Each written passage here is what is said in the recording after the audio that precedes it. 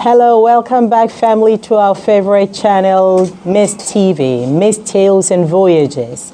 It's all about sharing experiences of your friends and family in the diaspora, especially here in Asia, South Korea this time, and also traveling to most interesting places, even places you could least expect, so that you have an idea of where to go when it's time for your visit, or even what's going on around the world. Here today, I would introduce a special guest to you. This is a man who is so down to earth, and he's willing to share his experiences here with us.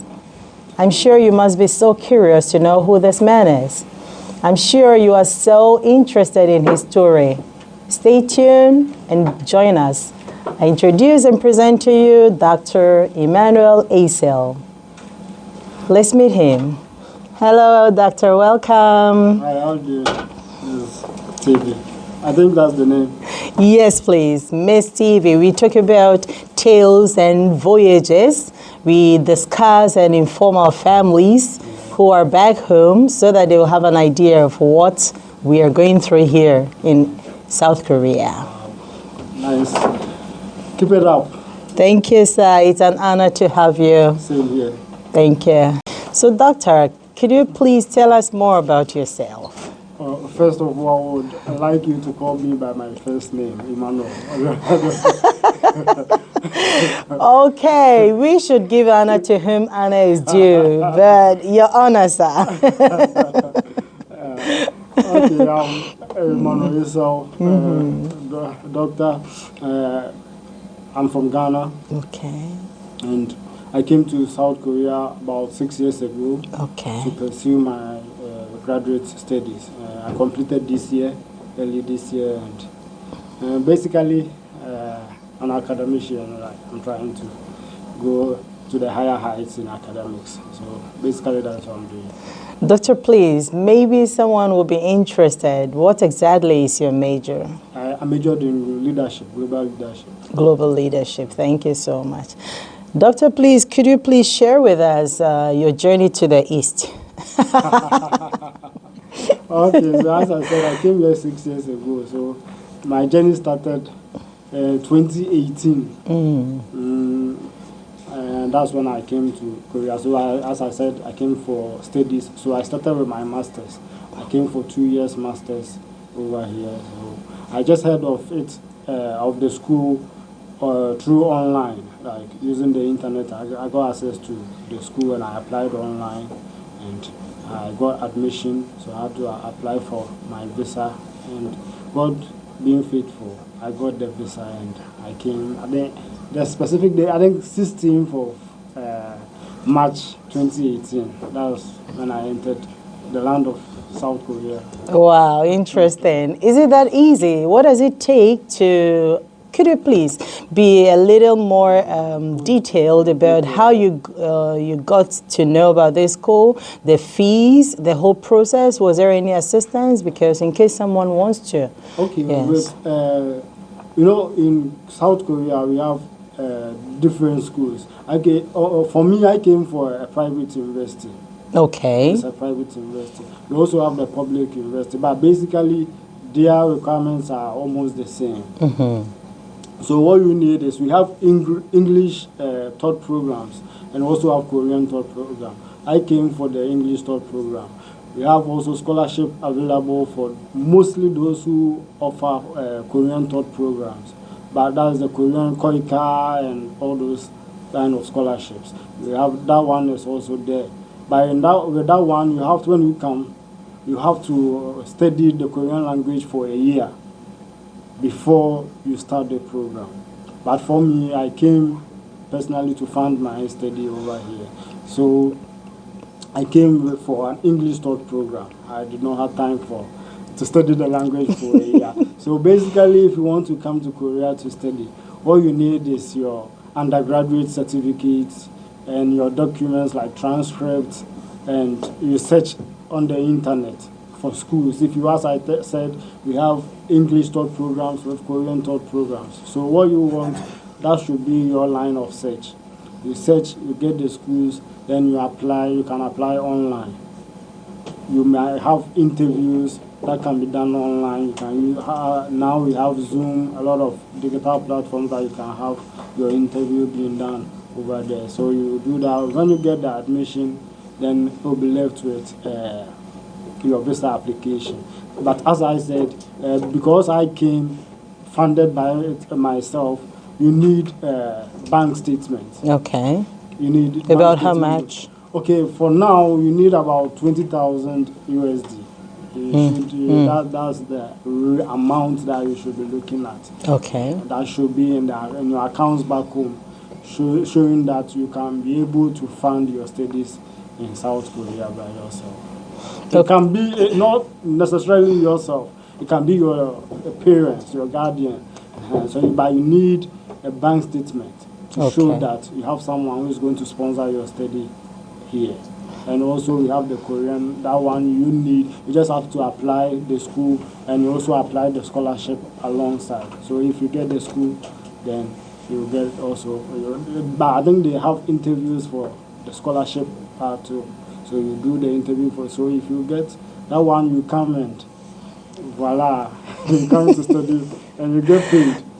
Oh, really? Yeah, you get paid? Monthly, okay, stipends, right. Yes, okay. You get a stipend of, I think, roughly $1,000 every month. Wow. So okay, so assuming someone wants to come as an independent student, how much are we looking at here for school fees? Is it paid per semester or yearly? It's paid per semester. For public schools, you should be targeting around 6,000.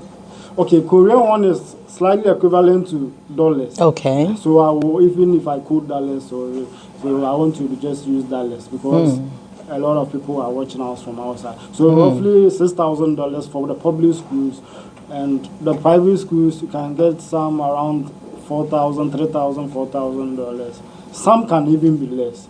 Okay. Yes, Okay. But I want to give the high amount so that you can use that to do your planning or before you start to look for schools over here.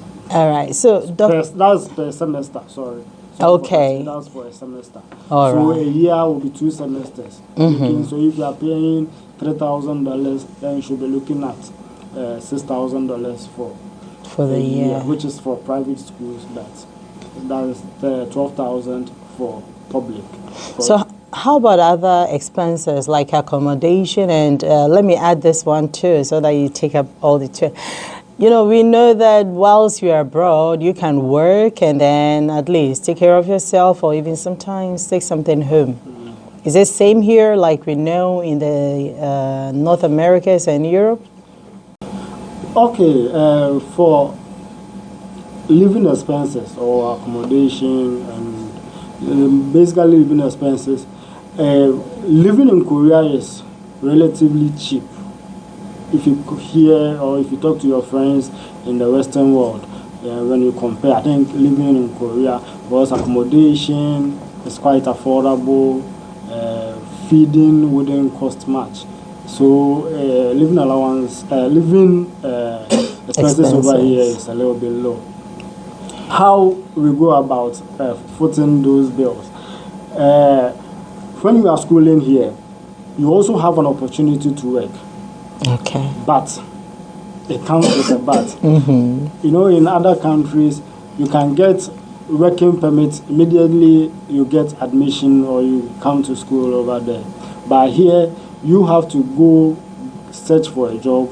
You get the job, then you go to immigration for them to give you the work permit. So that is the little difference with the Western world. We hear in many other countries that you have a limit of the hours you can work. Is it same here in Korea or maybe different? It's same here. Okay. We also have a time limit. But how many hours per week? We have 20 hours per week. But the problem with what we have here is because the jobs that students are allowed to work, the jobs that students are allowed to do, you need to be fluent in the language.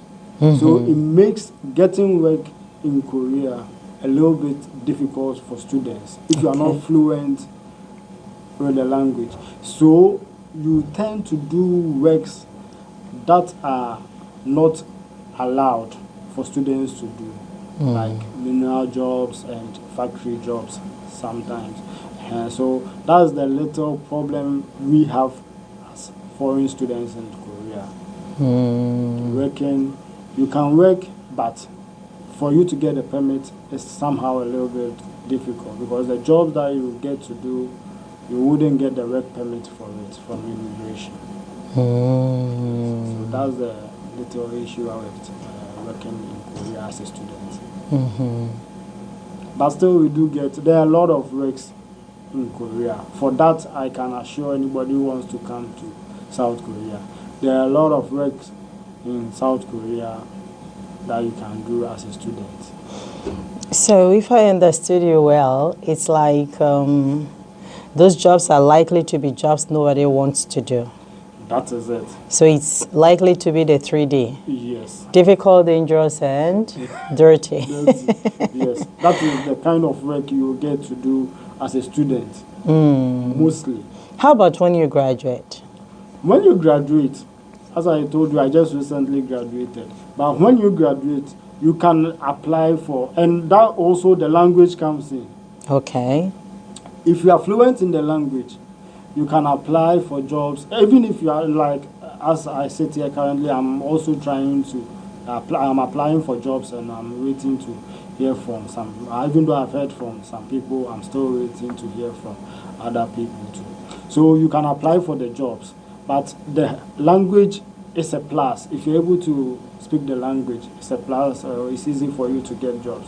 You can finish and get jobs in South Korea after your studies. Wow. For those of you who are curious, let's try and ask Doctor. Please, Doctor. Spirituality in Korea and spirituality in Ghana. Could you please tell us your experience? Well, personally, even though Korea is widely known not to be a Christian country, I think, because I'm a Christian, I'll talk more of the Christian side. I think Koreans are even more spiritual than we Africans. What we practice back home, I think, is hypocrisy. But Christianity is being practiced over here. Because when someone is doing something for you, you could see that he is doing it from within. Okay. From within. But it is said there is no art to know the expression of the heart from the face. It's true. It's true, though. But for me, I think. Okay. Yes, Okay. I think the Koreans are a little bit spiritual than us. Because even if what he will do when you are not there, he will do it. But in Ghana, they will do it just for at your face, but at your back, it will not be done. Okay. And that's dangerous. Okay. Okay. So this brings us to our next question. Doctor, about you personally, has Korea been from a country which is widely Christian and then coming to a place where the religion is maybe widely Buddhism? Yes. Does it pose any challenges to you? Has it helped you to, maybe sometimes you feel that because of where you are now, you have to be much more prayerful, much more spiritual? Is there anything like that? Well, I think for me, my personal experience has, directed me or given me that direction on how to go about my Christian life. Because I was fortunate to come and meet a Christian community over here. I have a church that I worship, and fortunately for me, the pastor is also from my country, Ghana. So he understands us, and he is able to straighten us when we are going wayward. He is trying, and also he is putting in his best so that we do not depart from the ways that we used to do our things back home. So I don't see much difference. Okay. The way I used to a church in Ghana, or the way I used to live my life in Ghana, and the way when we talk in terms of Christianity, in terms of religion, I'm okay over here.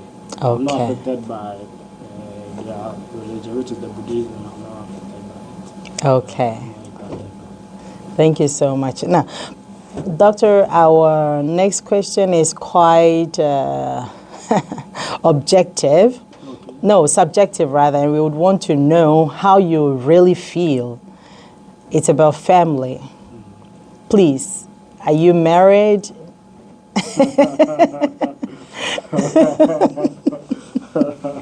Or do you have kids? Yes. Yeah. A handsome guy like me wouldn't stay single. Handsome and intelligent, for that matter. I have one beautiful lady that I'm married to. Okay. This will be our family. Unfortunately, she's not here with me. Oh, really? Your wife is not here? Yes. Do you have kids, and where is I she? also have kids. I have two babies, one boy, one girl. They are all back home in Ghana. Okay, with your wife. Okay, with my wife.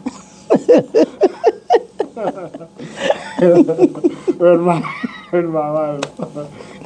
Okay. So you are in Korea, and your family, your wife with kids, are in Ghana. Yes, please. Okay, thank God. So please, okay, so doctor, what does it take? What are the emotional or maybe mental side effect of having your family this far? I would say that's one of my difficult challenges I'm having right now. Having to leave my family back home and I being here. You know, the kids need me. Okay, sure. My wife needs me. Exactly. And I also need them around me. But one thing that we have to know in life is full of sacrifices. Opportunity cost. Yes. So I'm using this opportunity or this time to sacrifice. And attain my highest, which I've been able to complete as in my studies. So I just sacrificed to come and study, and I'll move back. Okay. Move back home and go and be with them very soon. Oh, So interesting. that's what I'm working on. I'm trying to wrap up things and Join them. join them back home. It's not easy. It's not easy. That's one of my difficult things I'm going through now. But yeah, God is with me, so. Sure. As your name implies. Have you considered maybe bringing them here? I thought of it, Okay. but because I had no plans I had no plans of living in Korea permanently. Okay. And you know, even though they have international schools here, so I looked at the kids. You know, they have international schools that they use English in teaching the basic level and all this stuff. I thought, wise, and that one also is expensive. So adding it to my school, my studies tuition would have been a little bit hectic for me. Exactly. Yeah, so I decided then let them stay back and I'll finish my studies and go join them back home. Because when they come, definitely I might have to take them to public institution, which Korean language is used as a means of teaching. So they will learn the Korean language, and I thought it would be a little bit stressful for the kids. So that's why I left them back home. Okay. Doctor, please, you said you have stayed here for about 6 years. How much of Korean culture do you know? Have you been so integrated? And why? No, really. Why? Why? Because I was fortunate, as I said earlier, to get an African community Okay. to be part of. I have a lot of Korean, African friends. I have an African church that I belong to. The school that I attended to, I had some quite number of Africans who were also there. So I felt at home in another land, another person's land, or in a different land. I felt at home in a different land. So made integrating into the system very, very difficult for me. Okay. Yes. Okay. But for sure, I can say I'm answering. Good job. Yeah. Okay. Doctor, please, one of our fans asked, do you foreigners in Korea, South Korea, feel threatened by North Koreans' provocations? Definitely, we are human beings. Sometimes you hear it in the news. But as living in Korea, if I tell you I've ever seen any threat seen like with my eyes, no.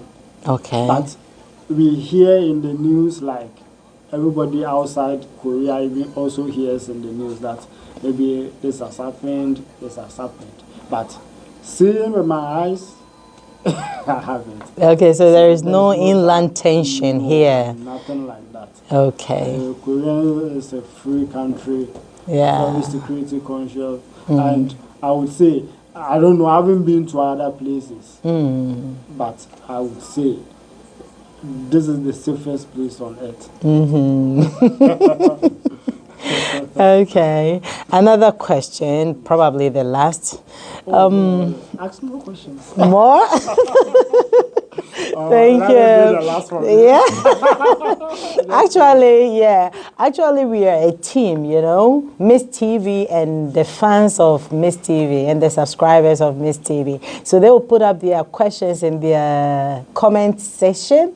Then I will read it and then come again to ask you, Doctor, because a lot of our fans have a lot of questions, aren't you?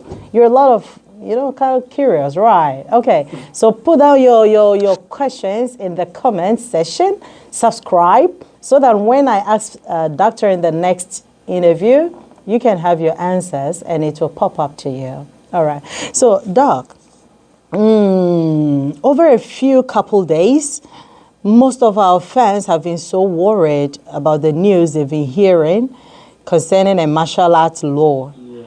Please, since you are late and you also know the news around, could you please educate our people? Are we safe here?